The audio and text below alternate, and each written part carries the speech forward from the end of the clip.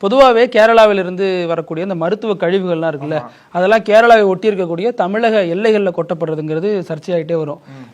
கன்னியாகுமரி, திருநெல்வேலி இந்த மாதிரி இடங்கள்ல. இப்போ கூட திருநெல்வேலியில் இருக்கக்கூடிய நடுக்கல்லூரிங்கிற இடத்துக்கு பக்கத்தில் பெரிய மூட்டையாக கொண்டாந்து மெடிக்கல் வேஸ்டேஜை கொண்டாந்து கொட்டிட்டு போயிருக்காங்க. இது பெரிய சர்ச்சையான ஒன்று. பாஜக மாநில தலைவர் என்ன சொல்லியிருக்காருன்னா, இது வந்து தமிழக அரசு வந்து அங்கே போய் உறவாடிக்கிட்டே இருக்கு பொழுதுனைக்கும்.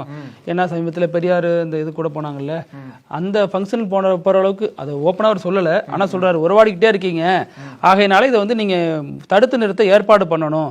அப்படி இல்லை அப்படின்னா நான் அந்த குப்பை லாரியோட எடுத்துக்கிட்டு நான் மறுபடியும் கேரளாவுக்கு போவேன் அப்படின்னு சொல்லிட்டு ஒரு எச்சரிக்கையை கொடுத்துருக்காரு. இது ஒரு பேசுபொருளாக மாறி இருக்கு.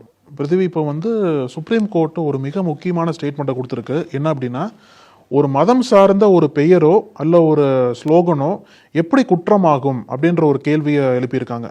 எந்த வழக்குல இந்த கேள்வி எழுப்பியிருக்காங்க அப்படின்னா, மசூதியில வந்து ஜெய் ஸ்ரீராம்ன்ற முழக்கம் எழுப்புறது குற்றமாகுமா அப்படின்ற கேள்வியும் உச்சநீதிமன்றம் கேட்டிருக்காங்க.